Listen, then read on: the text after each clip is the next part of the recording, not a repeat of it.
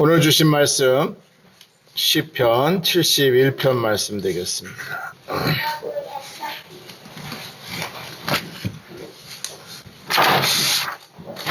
시편 71편 1절에서 5절 말씀까지 찾으셨으면 같이 합독하겠습니다. 같이 천천히 봉독하겠습니다. 시작. 여호와여, 내가 주께 피하오니 내가 영원히 수치를 당하게 하지 마옵소서. 주의 의로 나를 건지시며 나를 풀어주시며 주의 귀를 내게 기울이사 나를 구원하소서. 주는 내가 항상 피하여 숨을 바위가 되소서. 주께서 나를 구원하라 명령하셨으니 이는 주께서 나의 반석이시요 나의 요새심이시이다. 나의 하나님이여, 나를 악인의 손에 곧 불의한 자와 흉악한 자의 장중에서 피하게 하소서. 주 여호와여, 주는 나의 소망이시며 내가 올 때부터 신뢰한 이시라. 아멘. 오늘 본문의 내용은 전장입니다. 24절 말씀까지 내용입니다.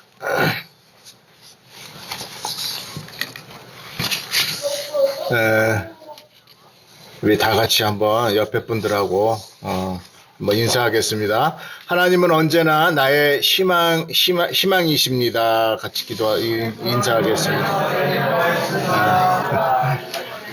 하나님은 언제나 나의 주님이십니다.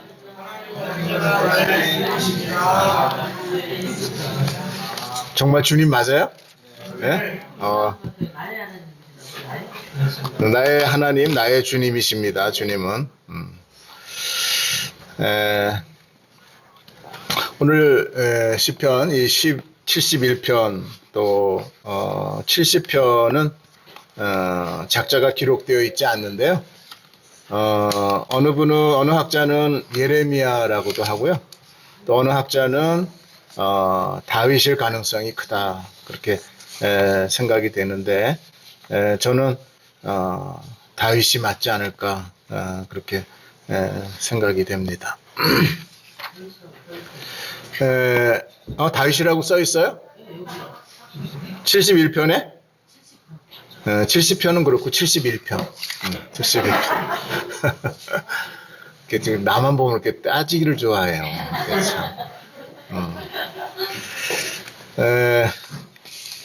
만만한가 봐요.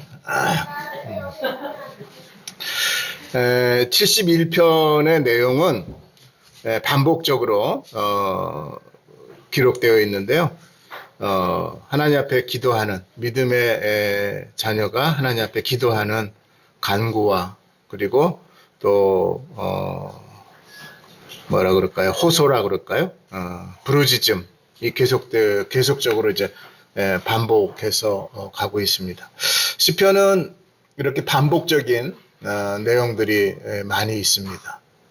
뭐 요새라든지, 오늘 또 같이 읽었던 소망이라든지, 또 반석이라든지, 이렇게 반복적으로 기록되어 있는데요. 우리 인생의 삶은 그러한 반복의 연속입니다. 1년 365일이 매년 1년씩 반복적으로 살아가는데, 계절이 우리는 바뀌기 때문에 1년을 이렇게 잘 느낄 수 있는 것 같아요. 더운 지방에, 저도 이제 필리핀에 조금 이제 살아보니까, 필리핀이 항상 덥잖아요. 그러니까 날씨에 대한 어떤 그 날짜에 대한 개념이 조금 우리보다는 좀 희박한 것 같아요. 뭐 항상 더우니까. 뭐 겨울이면 또 겨울 옷도 받고 있고 해서 계절의 감각을 느낄 것 같은데, 그런 것이 없는 것 같은. 그런데 우리는 또 감사하게도 이 사계절이 있어서 1년을 확실하게 이렇게 느껴가는 그러한 뭐 이렇게 축복이랄까, 또 감사한 그런 부분들도 있는 것 같아요. 그러한 반복적인 삶 가운데에서 우리도 마찬가지로 어린 시절이 있는가 하면 중년의 시절이 있고, 나이가 드는 늙은 시절이 오게 되는 것을 성경은 오늘 또 우리에게 말씀하고 있어요. 오늘 본문의 9절 말씀에 보니까 늙을 때에 나를 버리지 마소서. 그리고 뒤에 넘어가서 읽어보면 하나님 18절입니다. 내가 늙어 백발이 될 때에도 나를 버리지 말라고 이렇게 기도하고 있어요. 우리 교회는 다 젊으신 분들이 많아서 노인들이 그렇게 없죠. 우리 이권사님 정도, 우리 민사모님 정도가 이제 나이가 드셨다 해도 뭐 머리도 아직도 시커멓고 아직 젊으신 분들 같은데 나이가 든다고 하는 것을 세상 사람들은 어떻게 얘기하나요? 서럽다고 얘기하고요. 나이 들으니까 무시하고 심지어 자녀들까지도 이제는 막 무시하는 그렇다고 해서 뭐 내가 무시를 당하는 건 아니고 아직까지도 혈기가 있어서 자녀들한테는 무시를 안 당하려고 이렇게 애를 씁니다만은 자녀들이 이제 무시를 당해요. 부모님이 이제 힘이 없고 또 이제 늙어가니까 신진대사가 제대로 이루어지지 않고 하다 보니까 더 힘들고 어려운 시절들을 겪게 되고 또 그런 것들이 지금 사회에 문제가 되어가고 있는 것들을 여러분들이 잘 알 것입니다. 그러한 의미에서 다윗의 인생이 아마 그러한 삶 가운데에서 다윗이 이러한 기도를 왜 했을까? 하나님 늙었을 때 하나님까지 나를 버리시나요? 뭐 그런 뭐 정말 통곡과 같은 그러한 부르짖음이라고 얘기할 수 있겠죠. 하나님 내가 늙어서 힘 못 쓸 때 하나님도 나를 버리지 마세요. 내가 어렸을 때는 하나님이 나와 함께 하는 것 같았는데 적어도 젊은 시대에 물매를 돌려서 블레셋에 골리앗을 물리칠 때에는 하나님 나와 함께 하지 않았나요? 그런데 이제 나이가 들어가지고 아들 압살롬에게 쫓겨다니는 신세가 됐어. 정말 얼마나 비참했겠어요. 쫓겨다녀가지고 자기를 죽이려고 했다고 하는 것이 성경에 있잖아요. 사무엘하 17장 1절, 2절, 3절에 말씀하면 보니까 이런 말이 있어요. 사무엘하 17장 1절, 2절에 아히도벨이 또 압살롬에게 이르되 이제 내가 사람만 2,000명을 택하게 하소서. 오늘 밤에 내가 일어나서 다윗의 뒤를 추적하여 그가 곤고하고 힘이 빠졌을 때에 기습하여 그를 무섭게 하면 그와 함께 있는 모든 백성이 도망하리니 내가 다윗 왕만 쳐 죽이고 모든 백성이 당신께 돌아오게 하리니 모든 사람이 돌아오기는 왕이 찾는 이 사람들에게 달렸습니다. 그리하면 모든 백성이 평할지어다 하니 압살롬과 이스라엘 장로들이 다 그 말을 어떻게 여겼다고요? 옳게 여겼다. 그랬어요. 한번 생각해 보세요, 여러분. 자기 아들에게 왕위도 뺏기고 내가 죽임을 당한다. 이런 비참한 현실이 다윗에게 찾아온 거예요. 그랬을 때 다윗은 뭐 당연한 기도를 할 수밖에 없겠죠. 하나님 이제 내가 힘못 쓴다고 저 아들까지 나에게 달려들어서 나를 죽이려고 합니다. 그런데 하나님 나와 함께 하지 아니하시겠어요? 하나님까지도 나를 버리시겠습니까? 그러면서 늙을 때 나를 버리지 마시며 내 힘이 쇠약할 때에 나를 떠나지 마옵소서. 이것은 다윗의 절규이죠.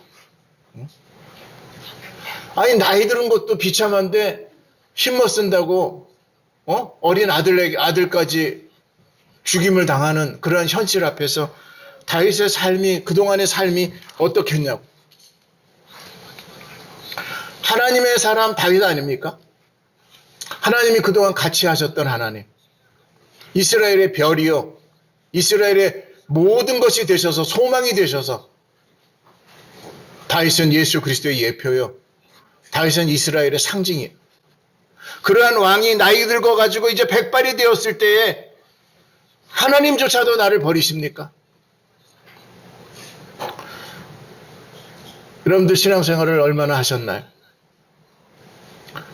모태신앙도 있을 것이고 중간에 믿었던 성도님들도 계시겠지만, 저도 이제 50여 년을 신앙생활 하면서 매년 은혜 안에서 하나님의 말씀으로 훈련받고 그 은혜 안에서 이제까지 왔는데, 그러한 어려움이 그 신앙생활 속에서 지켜주시는 것이 아닌 것 같은 그런 암울하고 암담한 시간들이 어느 날 또 찾아오게 되는 거예요. 신앙생활 하면 하나님께서 나를 지켜주실 것이야, 나와 함께 하실 것이고 나와 임마누엘로 동행하여 주실 것이라고, 때로는 그 기쁨 속에 겨워 하나님 앞에 찬양하고 하나님 앞에 영광을 돌리기 위한, 그래서 내가 끝까지 주님을 배반하지 아니하고 하나님의 영광을 위해서 살겠다고 다짐하고, 또 그러한 시절도 있었지만 어느 날 갑자기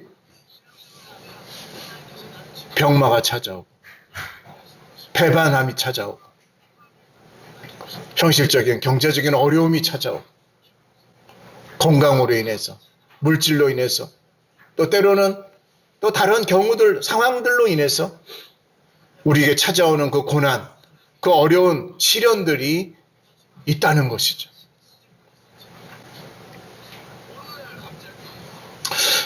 여러분들 지금까지 믿음 안에서 살았지만 때로는 그 믿음이 시련으로 다가올 때, 아, 하나님이 나를 버리셨구나, 하나님이 나와 함께 하시지 아니하시구나, 그런 때를 아마 많이 느끼지 않습니까?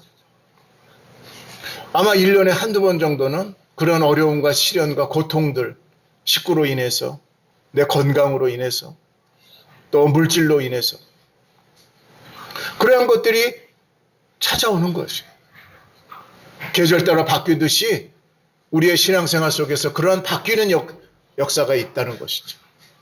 믿음의 꾸준함 속에서 성화되어 가고 성장해 가는 그러한 과정 속에서도 그러한 어려움들이 찾아오고, 나이가 들었어서 이제는 힘도 없고 이제는 누가 도와주지 않으면 나 혼자 스스로 살아갈 수 없는 그 상황 속에서도 하나님은 계속 우리에게 이러한 시련과 고통의, 또 고난의 훈련들을 하고 계시다고 하는 것이죠.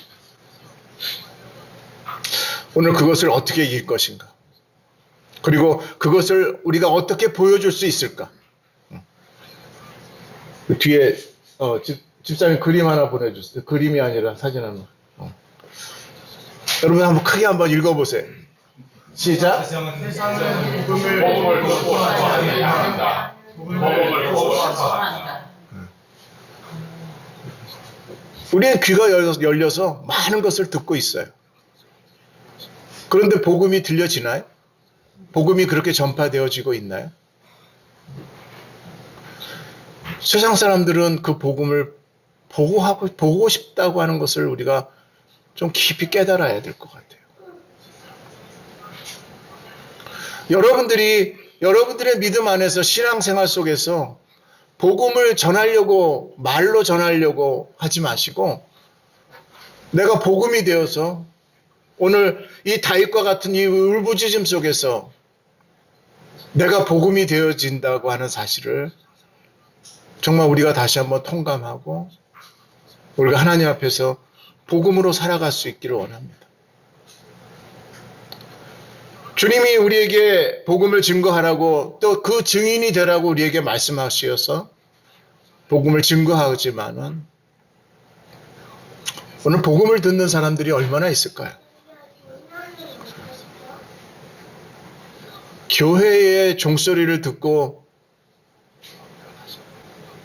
하나님의 임재와 하나님 앞에 예배 시간임을 알고 하나님 앞에 영광을 돌리고 하나님 앞에 엄숙해지는 그러한 시절은 없어졌습니다.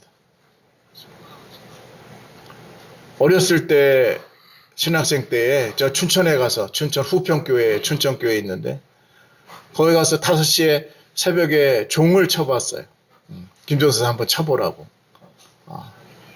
그 종을 치는데 참 은혜가 되더라고요. 이 소리를 듣고 성도들이 10분 후에 20분 후에 몰려드는 거예요. 그래서 20명 30명이 되는 거예요. 그래서 함께 예배했어요. 이들이 이 종소리를 듣고 하나님의 음성으로 알고 하나님 앞에 기도를 드리는 이런 아름다운 그러한 모습들. 이제는 그러한 종을 치면 어떻게 됩니까? 신고합니다. 이제 못 치게 합니다. 네. 정말 그렇습니다. 잠을 깨운다고 이제는 절대로 종을 못 칩니다. 그래서 우리는 이제는 이 말씀대로 복음이 들려지는 게 아니라 저와 여러분들이 복음이 되어서 나를 통해서 복음을 깨닫는 그러한 삶을 우리가 살아야 될 것을 오늘 본문을 통해서 우리는 좀 더 다시 한번 생각해 보면서 느끼기를 원합니다. 믿음의 사람들은 기도하게 됩니다. 그 기도는 오늘 이 다윗의 현실을 직시하듯이 여러분들 어떤 기도를 드리나요? 정말 어떠한 마음으로 하나님 앞에 기도합니까? 형식적이고 가식적이진 않나요? 주님이 가장 가증스럽게 여긴 것이 외식하는 것이라고 했는데 여러분들의 기도는 외식과 가식이 아닌가요? 진정으로 하나님 앞에 오늘 이 다윗이 주님 앞에 여호와여 내가 주께 피하오니 내가 영원히 수치를 당하지 않게 하옵소서. 우리가 하나님 앞에 기도하면서 하나님 앞에 간절히 찾는 것은 하나님 저 세상 사람들에게 내가 조롱거리가 되지 않게 해주세요. 나를 보고 복음을 믿고 나를 통해서 하나님을 알게 되는 그러한 아름다운 모습으로 우리가 살아갈 수 있도록. 그래서 그분은 항상 내가 정말 숨을 피할 바위가 되고 또 그분은 진정으로 나의 구원이 되셔서 내가 그분에게 피할 수만 있다면 언제든지 그분은 나의 반석이 되시고 요새가 되셔서 나를 찾아와 주시고 나를 받아주시고 나를 지켜주시고 그래서 그는 나의 소망이 되신다고 고백할 수 있는 그러한 복음을 보여주시길 원합니다.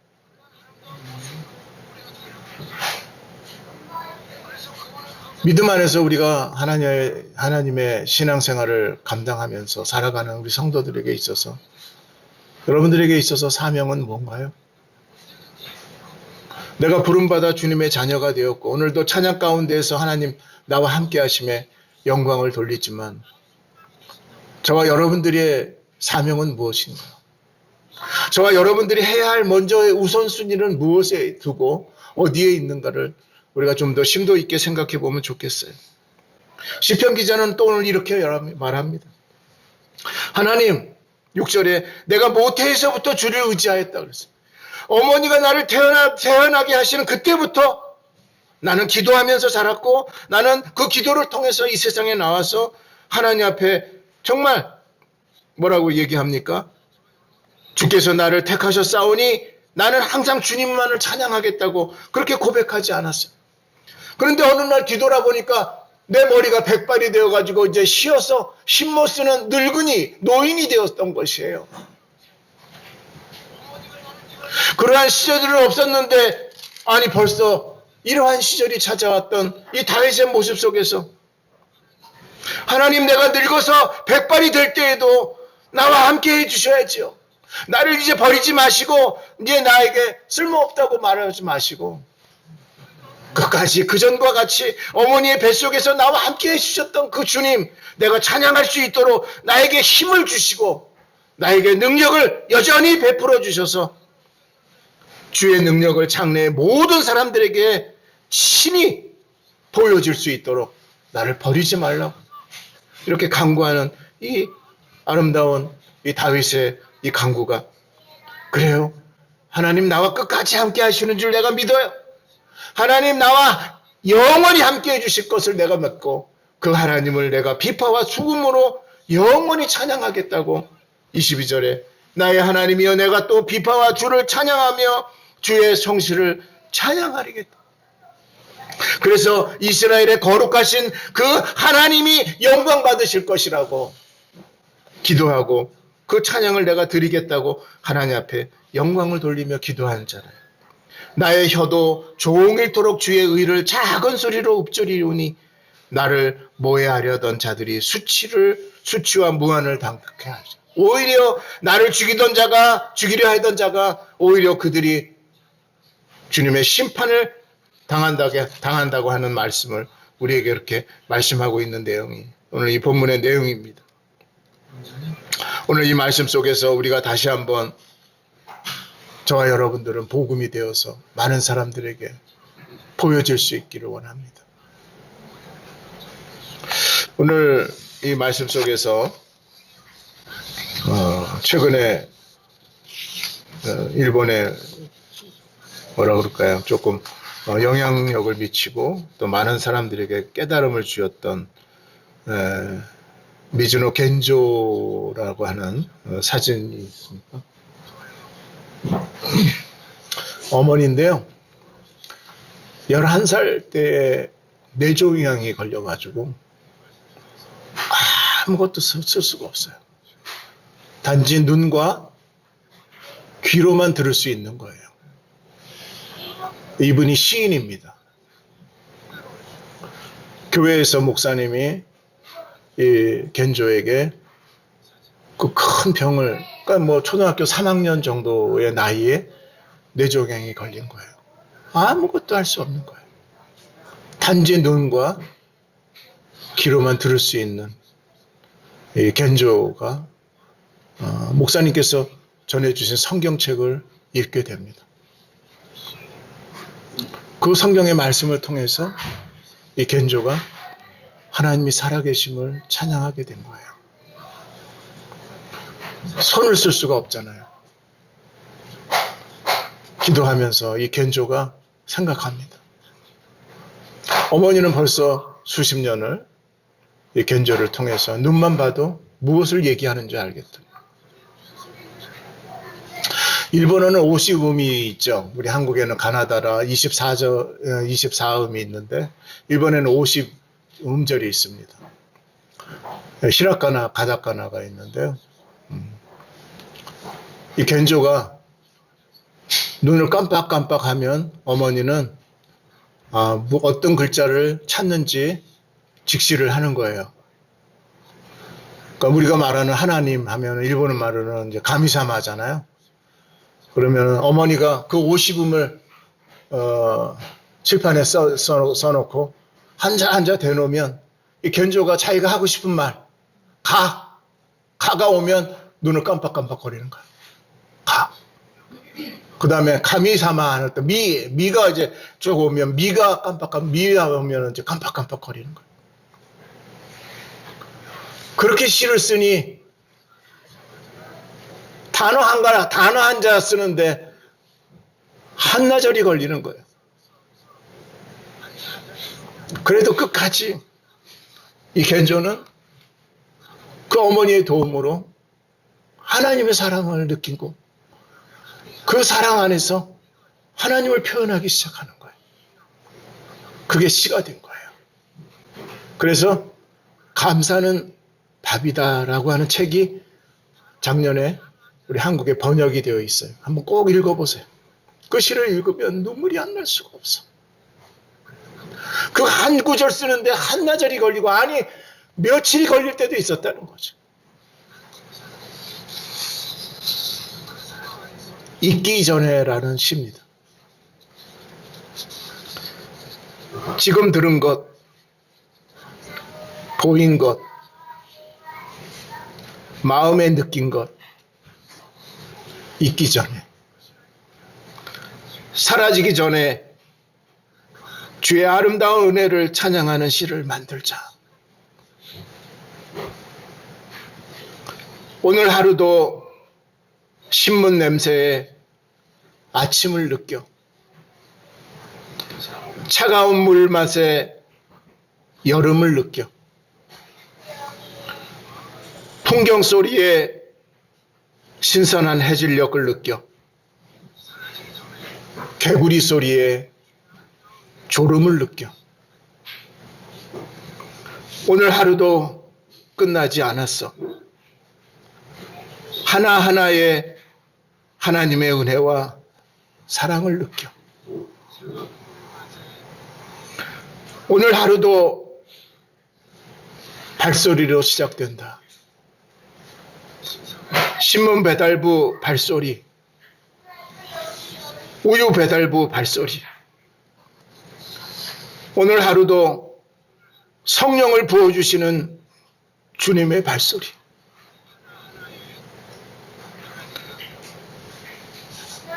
이 어머니가 돌아가십니다.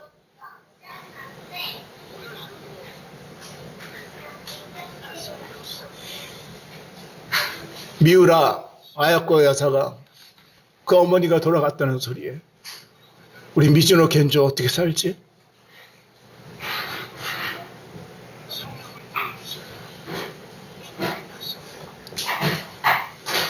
그러한 가운데에서 그의 재수가 그 어머니의 역할을 감당하는 거예요. 그래서 이 집이 또 나옵니다. 마음속은 이상할 정도로 잠잠합니다. 어머니를 잃은 나를 위해서 울지 마세요. 더 이상 울지 마세요. 마음속은 이상할 정도로 잠잠합니다. 그리스도가 나와 함께 하시기 때문이겠죠. 주 예수님 당신의 조용한 밤길로 가까워지는 발걸음 소리마다 또 발걸음 소리라고 금방 나는 알아차립니다. 바로 주님이 찾아오셨음을 나는 알았습니다. 단 한마디뿐이라도 좋습니다. 내 마음은 작아서 많이 주셔도 넘쳐버립니다. 아까우니까요. 말씀, 하나님 오늘도 말씀을 주세요. 단 한마디뿐이어도 좋습니다.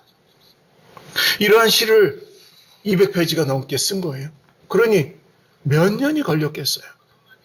눈으로 쓴 복음. 얼마나 이 책이 많이 팔렸는지 NHK에서 이분에 대해서 방영을 합니다. 너무나 많은 사람들이 감동을 받는 거예요. 그래서 미즈노 겐조가 일본의 선교 역사 속에 가장 많이 전도했다고 하는 거죠. 이 겐조를 통해서 복음이 보여진 거예요.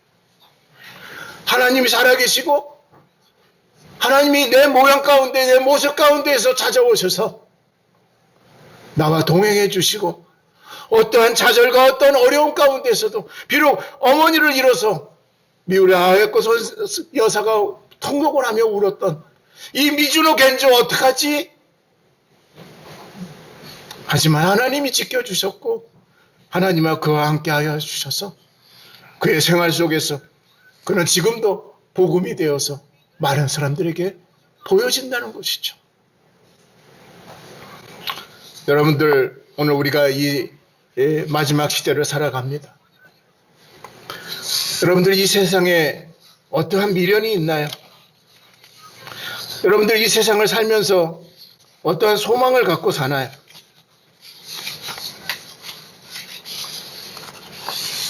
여러분, 이 세상은 지옥입니다. 이 세상은 게헨나입니다. 이 세상은 아갈다마입니다. 이 세상은 죄와 심판이 있는 곳입니다. 결코 영원하지 않습니다. 이곳이 지옥이구나, 세상은 그런 곳이구나를 알고 가는 곳이 세상입니다. 영원히 살지 못합니다. 영원히 있지도 않습니다. 없어진다고 하셨습니다. 이 세상에 더 이상 적을 두지 마세요. 이 세상에 목적을 두지 마세요. 영원한 그 나라를 통해서 예수 그리스도를 붙들어야 살겠구나라고 하는 것을 깨달으세요. 하나님만이 저와 여러분들의 인생에 책임져 주시고 함께해 주시고 인도해 주실 그분이라고 하는 것을 이 세상에서 깨닫고 가는 거예요. 이 세상은 영원한 곳이 않습니다. 그래서 끝이고 그리고 환상인 것입니다. 그래서 꿈입니다. 이 세상은 왔다 가는 곳입니다. 영원한 그곳이 아닙니다. 영원한 세상 그곳만이 하나님의 나라, 영생이 있는 그곳이 하나님의 천국입니다. 그것의 소망을 듣고 깨달으라고 이 땅에 우리는 잠깐 왔다 가는 겁니다. 우리는 늙고 병들어서 분명히 가야 되는 곳입니다. 그래서 욥도 우리에게 그렇게 말씀하시지 않습니까? 내가 잠시 왔다 가는 그곳이라고 말씀을 합니다.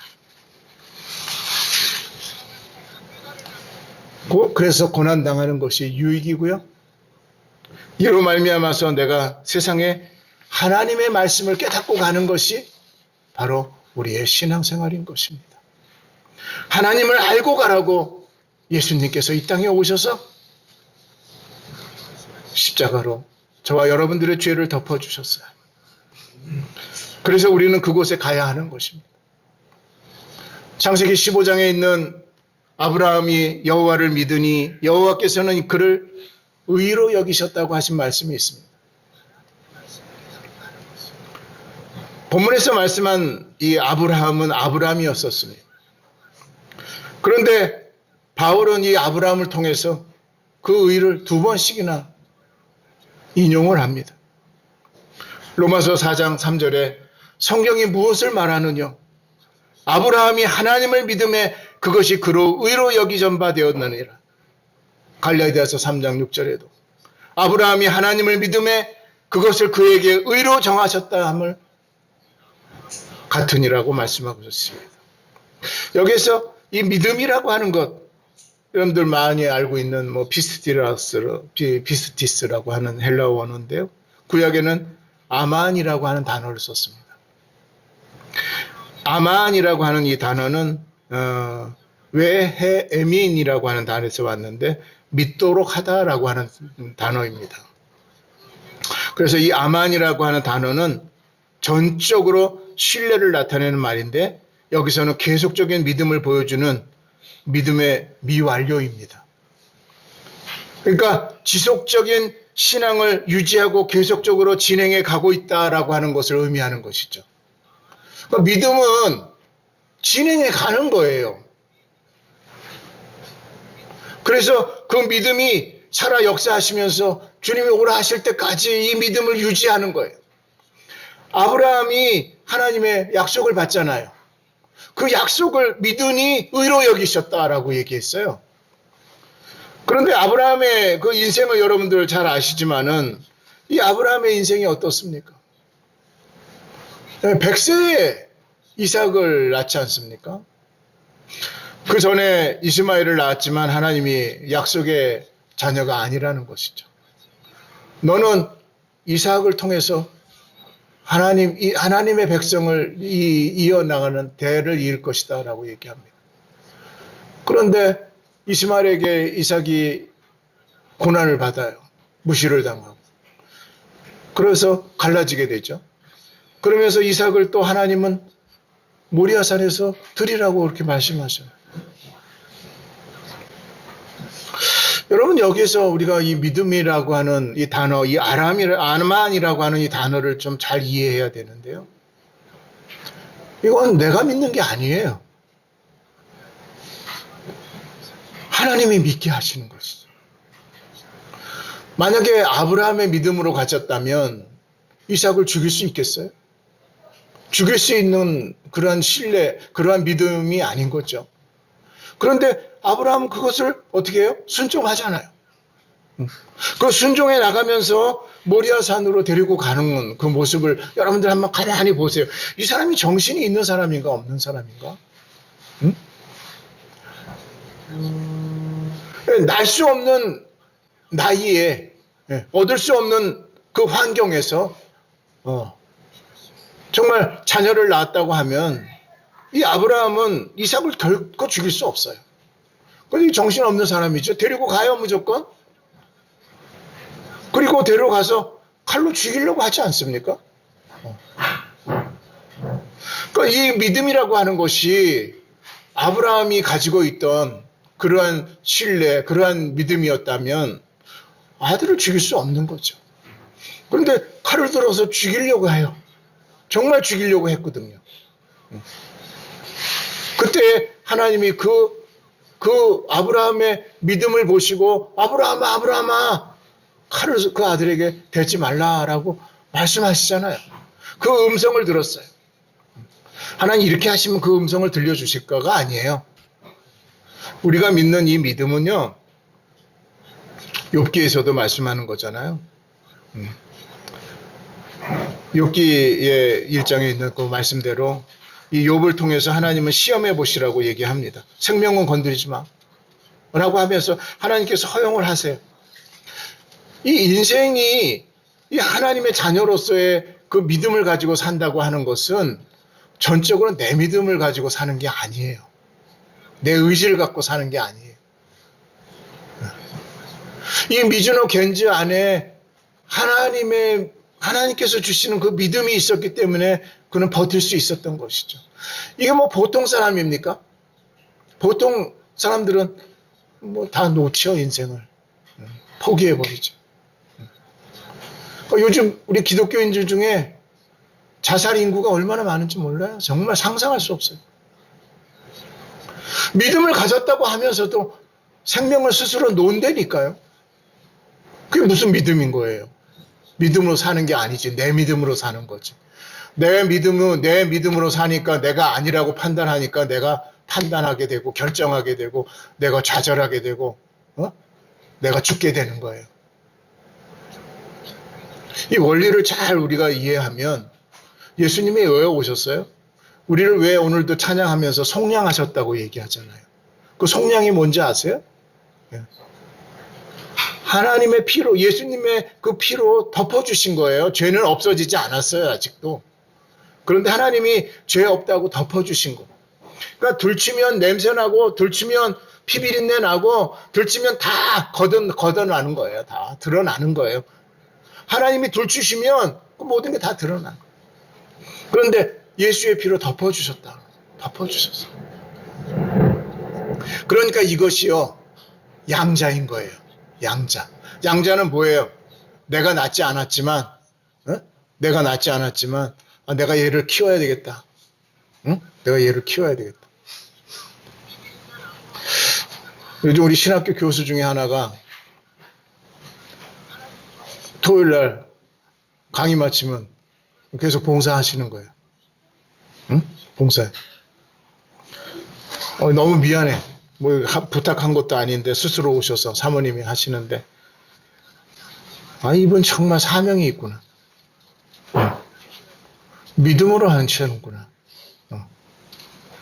의식과 가식이 없어요. 외식이 없어. 참 진정으로 하시는구나 하는 걸 보여주는 것 같아요. 그러면서 박야가를 하나 또 키우는 거예요. 얼마나 힘들겠어. 후배지만 얼마나 힘들겠어요.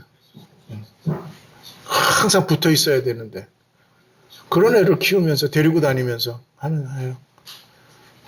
오히려 그분을 통해서 신학교 교수들보다도 그분이 오히려 강사인 것 같아요. 그분을 통해서 은혜를 받아. 왜? 복음이 보여지니까.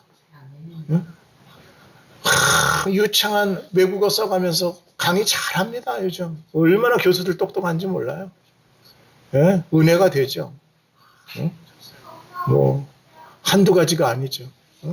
적어도 두세 가지 원어는 다 하면서 줄줄줄줄 합니다. 얼마나 머리들이 박해간지 몰라요.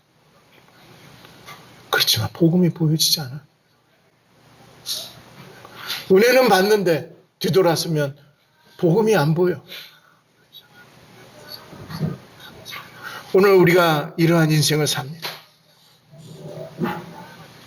시편 17편 15절에 나는 의로운 중에 주의 얼굴을 배우리니 깰 때에 주의 형상으로 만족하리라. 다윗이 이렇게 고백하고 있어요. 하나님, 끝까지 나와 함께 해주세요. 나와 동행해 주세요. 내 마음이 변치 않게 해주세요. 비록 내 머리가 이제 휘어져 백발이 되어 힘이 없다 할지라도 나와 끝까지 함께 하여 주셔서 내 믿음 변치 않게 해주시고 이 모습 이대로 내가 하나님의 복음이 되어 보여질 수 있도록 주님 나에게 힘과 능력을 행사를 보여주세요. 그래서 71편 16절에 내가 주 여호와의 능하신 행적을 가지고 오겠사오며 주의 공의만 전하겠다고 고백하고 있지 않습니까? 하나님이여 나를 어려서부터 교훈하셨으므로 내가 지금까지 주의 귀한 말씀 그 율례를 통해서 하나님의 말씀을 들었기에 내 마음판에 이제 그 마음이 그 복음이 이제는 보여질 수 있도록 은혜를 더 허락해 주세요. 모자라는 게 아닙니다. 아까운 게 아닙니다. 주님의 나라는 넉넉한 겁니다. 여러분, 우주가 넓죠? 지금도 빅뱅 이론에 의하면 계속 퍼져나가는 어마어마한 우리 지구가 있는 이 행성도 이 우주를 한 바퀴 돌려면 2억 년 걸린다고 그러는데 이 우주가 넓죠. 천국은 어떨까요? 네, 천국은 이 우주와 비교할 수 없이 넓습니다. 하나님의 나라는 이 우주와 비교할 수 없이 어마어마한 나라입니다. 그 나라의 백성이요. 그 나라의 시민으로서 적어도 살기 위해서 왜 이 땅에 목을 매냐고. 왜 이 땅이 전부인 것처럼 생각하냐고. 하나님의 그 어마어마한 환상을 보고 하나님의 능력을 체험하면 이 우주는 너무 좁은 거예요. 이 우주는 너무 좁은 거예요. 어마어마한 하나님의 우주를 보세요. 하나님의 나라를 바라보세요. 적어도 우리의 인생을 살아가면서 하나님 나라를 보고 가는 빌립보 3장 20절에 있는 이 하늘나라의 시민권자로 살아가는 저와 여러분들이 된다면 이 우주는 너무나 좁은 거예요. 그것에 비하면 하나님의 나라는 너무너무 무궁한 것이. 그래서 영원하다고 우리에게 가르쳐주고 있어요. 그러한 꿈과 그러한 소망을 가지고 우리가 적어도 이 땅에 살면서 사명을 감당하고 그 사명 속에서 하나님께서 주시는 그 은혜, 하나님께서 끝까지 저와 여러분들을 지켜주셔서 욥은 이렇게 말합니다. 내가 이 가죽 이것이 썩은 후에 내가 육체 밖에서 누구를 보리라? 하나님을 만나리라. 하나님을 보겠다고 약속하고 있습니다. 내가 알기에는 나의 대속자가 살아계시니 마침내 그가 땅 위에 서실 것이라. 하나님께서 저와 여러분들을 사주셨어요. 네. 하나님께서 저와 여러분들을 값을 지불하시고 주님이 대신 죽으시고 살아나셨다니까. 그래서 엘리 엘리 라바 사박다니 어저께 우리 신학교에서 배운 말씀이죠. 네. 이게 시편 22편에 있는 말씀이에요. 나의 하나님 어찌하여 나를 버리셨나이까. 누구 때문에? 하나님이 나 때문에 자기 아들을 버리셨단 말이에요. 아브라함과 이삭의 관계처럼 하나님이 나를 살리기 위해서 자기 아들을 아끼지 아니하시고 이 아브라함의 믿음처럼 아브라함이 인정사정 보지 아니하고 칼로 꽂을 그 아들에게 하나님께서는 자기 아들을 십자가에 못 박혀 죽으셨어요. 네? 이삭은 살리셨지만 예수님은 죽이셨다니까. 그것 때문에 오늘 저와 여러분들이 살아나셨어요. 그것을 고엘이라고 합니다. 값을 지불하고 사셨다. 그러면 적어도 하나님의 자녀처럼은 살아야지. 하나님 앞에, 하나님의 능력 앞에 하나님의 자녀로서의 삶을 살아야지. 왜 그렇게 옹졸해요? 왜 그렇게 좁아요? 왜 그렇게 생각하는 것이 날이 가면 날이 갈수록, 나이가 들면 들수록 왜 그렇게 좁아지냐고. 오늘 우리가 좀 더 하나님의 나라를 바라보며 천국을 바라볼 때 우주와 하나님의 나라는 비교할 수 정도 없이 엄청난 하나님의 나라를 바라본 하나님의 자녀들이 오늘 그러한 꿈과 그러한 소망으로 내 삶이 힘들고 어려울지라도 찬양이 끊이지 아니하고 하나님의 은혜가 끊이지 아니하고 하나님의 그 사랑을 보여줄 수 있는 복음의 장본인들이 되시기를 주의 이름으로 축원합니다.